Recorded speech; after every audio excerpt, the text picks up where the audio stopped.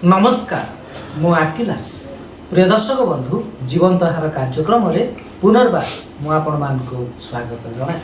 आज ध्यान निमंते पवित्र धर्मशास्त्र बाइबल हसेय पुस्तक 6 अध्याय 1 पदरु 11 पद पर्यंत पाठ करिबा।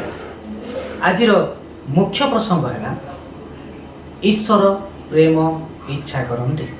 प्रिय दर्शक बंधु आसतु आज शास्त्रांश मिलित भाव पाठ करवा।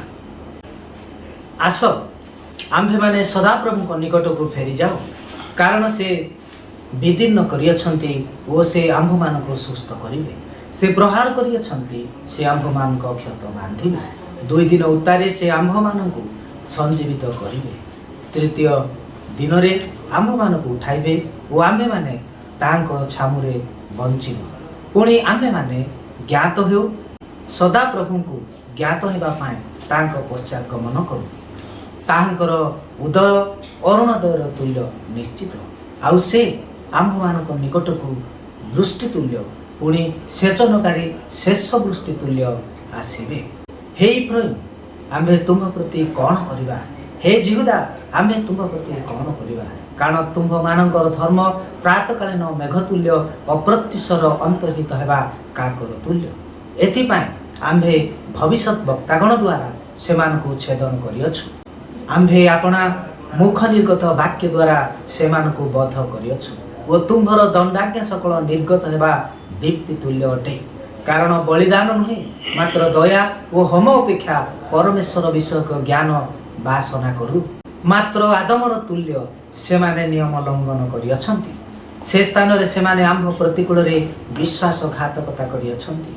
गिलियद अधर्माचारी मानक नगर ताहा रक्त रे दागयुक्त होइछि। पुणी डकायत दल जेपरि मनुष्यर अपेक्षा थांती सेहीपरि जाजक दल शिखी माड़े जीवा पथरे नरहत्या करते। हाँ सेमाने भ्रष्टाचरण करियछंती। आम्भे इस्राएल वंश मध्यरे अति भयंकर एक विषय देखियछु। से स्थान रे इफ्राइम मध्यरे वेश्यावृत्ति देखा जाए। इस्राएल अशुचि होइछि। आउरी हे जिहुदा आम्भे जेतेबेले आपणा लोक मानकु बंधितरु फेराई आनिबा सेतेबेले तुम्भ पाए दंड रूप शस्य छेदन समय निरूपित अछि।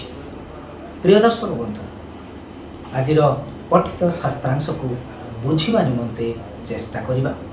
ईश्वर अबाध्य इस्राएल को अनुशासन करुथिले जेपरि सेमाने तांको निकट को फेरिबे।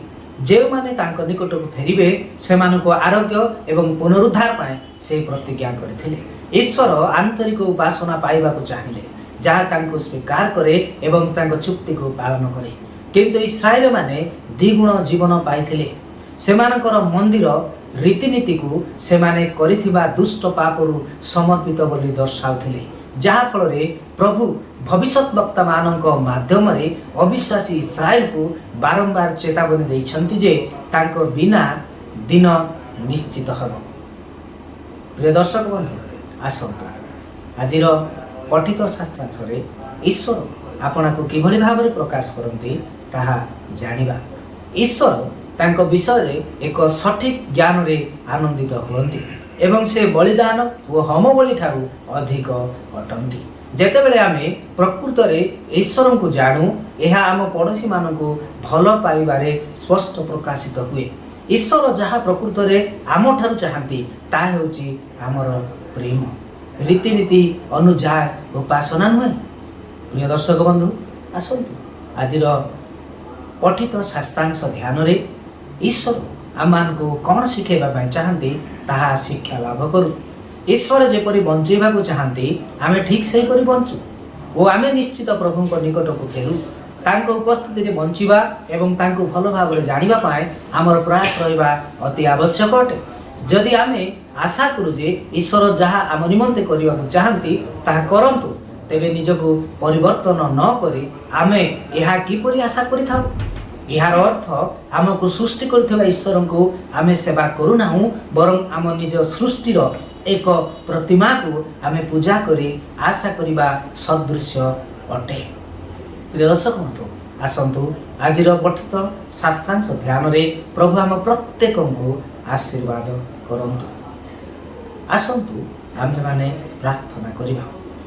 मंगलमय पवित्र प्रभु आज तुमर वाक्य हेतु आमे तुमको विशेष विशेष धन्यवाद दौछु प्रभु। अनेक समय जगतर जीवन परंपरा व्यस्त रही तुम वाक्यर बाध्य हो न था किंतु आज आम प्रार्थना करुचु आम को साहाय्य कर जे भली भाव आम तुम बाध्य जीवन काटू गौरव दे जीशु नाम मांगुछु।